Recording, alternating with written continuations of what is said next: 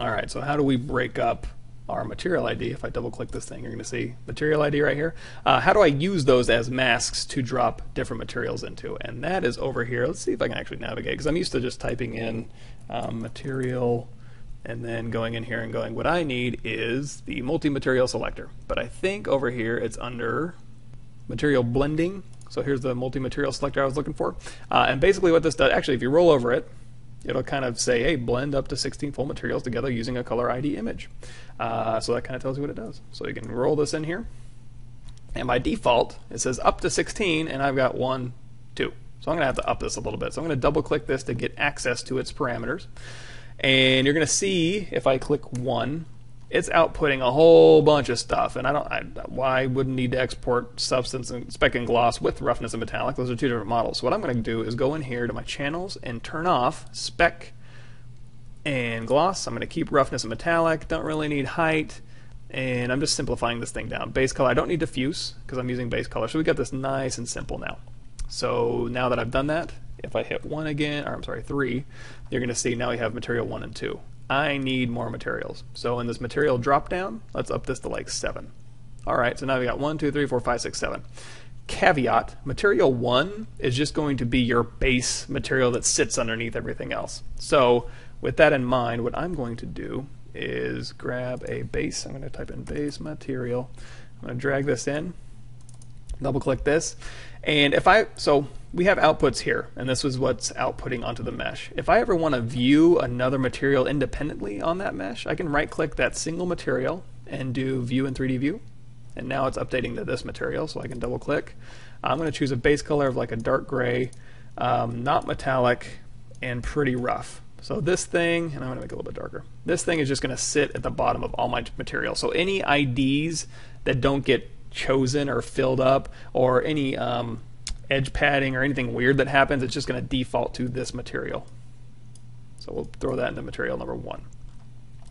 How do we tell this thing how to get broken up? Well, this is looking for, if you roll over this one, it's looking for your color IDs. So this is where we plug in our material IDs that we baked. So if I plug this one in, there's our color IDs. And now what I'm going to do is take this output, and again, if we hit 1, we're going to have base color, normal, and roughness, and metallic. So if I go ahead and drag those out to my outputs, it'll go ahead and overwrite all of these. It's not going to overwrite my ambient occlusion because we don't have that one chosen. And in fact, we're just going to let our ambient occlusion kind of sit in there. So uniform color we don't need anymore. That was just for preview purposes. Normal map I'm actually going to keep, just so we can see the normal detail. And in fact, I'm going to take these ones and move them to the bottom. So my ambient occlusion here, I'm going to move this down here. My normal map, I'm going to move here. So I'm going to keep these a little bit separate. So you can kind of start organizing your scene in here. Our base material we're not using anymore. I'm going to go ahead and delete that. So now I can go, because we were previewing our rubber material on here, I'm going to right click out here and do view outputs in 3D material, and that'll be our outputs here. And right now our base color is just black, because this is the only material being piped through right now, is our kind of rubbery dark material. So let's go ahead and start adding some more materials on here. So for material 2, let's go into stuff we've already used. Let's do this metallic mint green. Let's go ahead and drag this out here.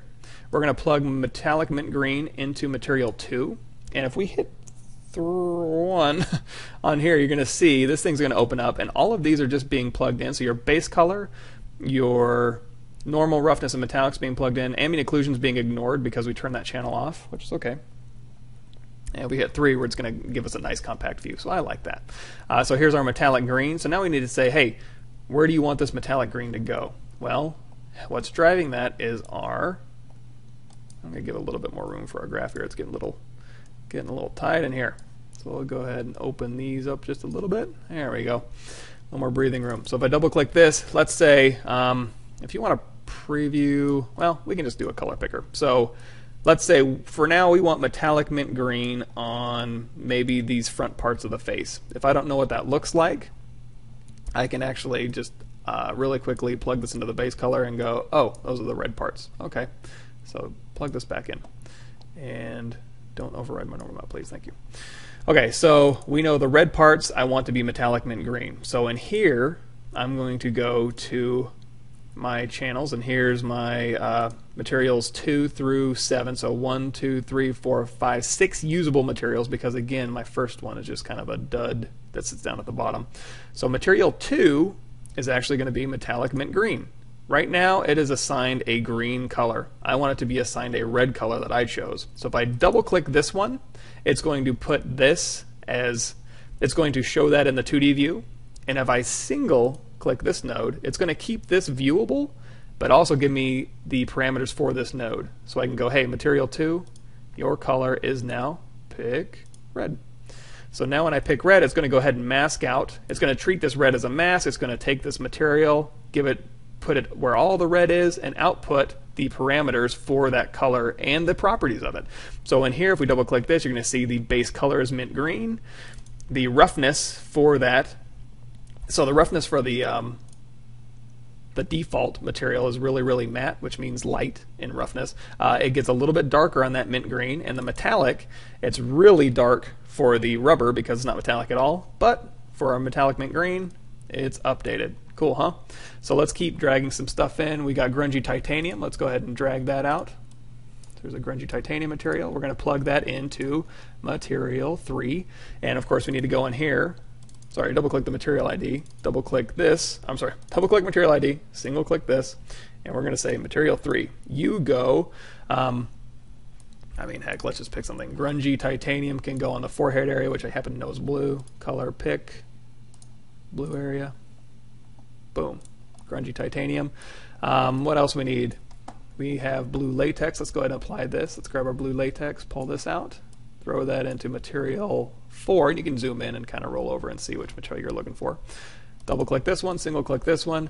The neck area down here, I mean, I guess I suppose it doesn't really matter where it goes, but let's see if we can find, I'm going to put it where all the, you know what, let's put it where all the straps are. So I'm going to take this material 4 color, and I'm going to pick this yellow. So now all of these are going to be updated with that bumpy blue. Now you're going to see right off the bat, that's way too big. So one thing I can do, instead of doing a transform 2D, there's a material transform. I'm going to pull this out.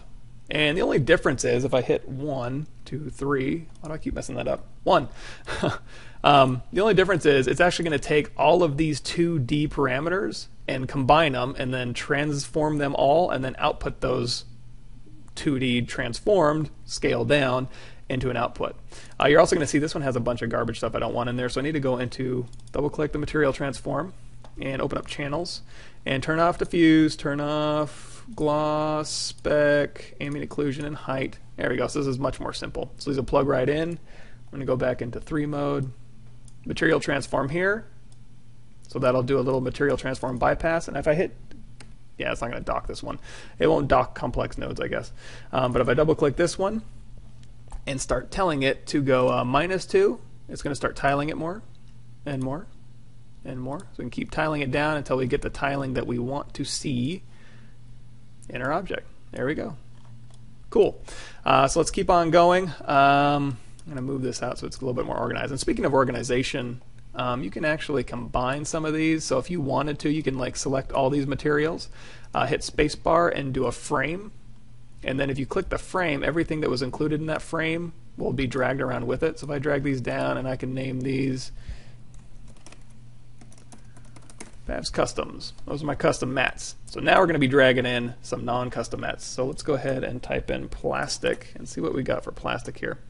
We'll do plastic base. Just drag that out. So here's a plastic base material, and if I plug that into material 5, again, double click material ID, single click this one, go into material 5, pick the color I want plastic base to go. Let's say I wanted to go right where that eyeball is. I'm going to pick this one. Boom. There you go. Updates that to plastic base. Now if I double click plastic base, you're going to see it has a whole bunch of colors in here. So if I want to make this color, plastic color, like a bright green, or maybe like a bright yellow to kind of go with our object here, we can certainly do that. And it looks like it's having a little bit of problem with that pick color we chose. So I'm going to double click this one, and in fuzziness, I'm going to crank that up a little bit. And you can kind of make this a little bit more of a solid mask by doing that. Now, if you do it too much, it's going to start bleeding into your others. So just kind of back that off a bit. There we go. A little bit better. Okay, just a couple more in here. Let's go ahead and do metal. And because I don't have a whole lot of screen space, and because I have a lot of options, you know what? Well, let's go grab a cool one. I like this one. Metal 06. We'll drag this one in here. Boom. Metal 06. And we need to tell it, Metal 06, you go everywhere there is light blue. And that'll update. And it looks like, oh, I'm sorry, that was Material 05. My bad. We're going to go ahead and pick that one there. And Material 06, you go everywhere it is light blue. Beautiful. Looking good. You know what? It's looking so good, I'm kind of done doing this. So I think you get the point. So we've broken it up into materials here. So here's our materials. We got Pav's Customs, and then these two materials, we can go ahead and give that a label as well. I'm sorry, a frame. And we'll go ahead and label this frame in here. And now we can have this to be able to drag around here. And so we've got materials being plugged into this Material Breakup node, which is, of course, our multi-material blender. And then we've got our Material ID driving the masks for that, and then it's being, those outputs are being output. And then we got our normal map plugged in, our AO map plugged in, and look how beautiful that is. That's really awesome. But it can always be more awesome, and that's where texturing comes in. So, how do we tell something how to be textured? Let me go ahead and save this real quick.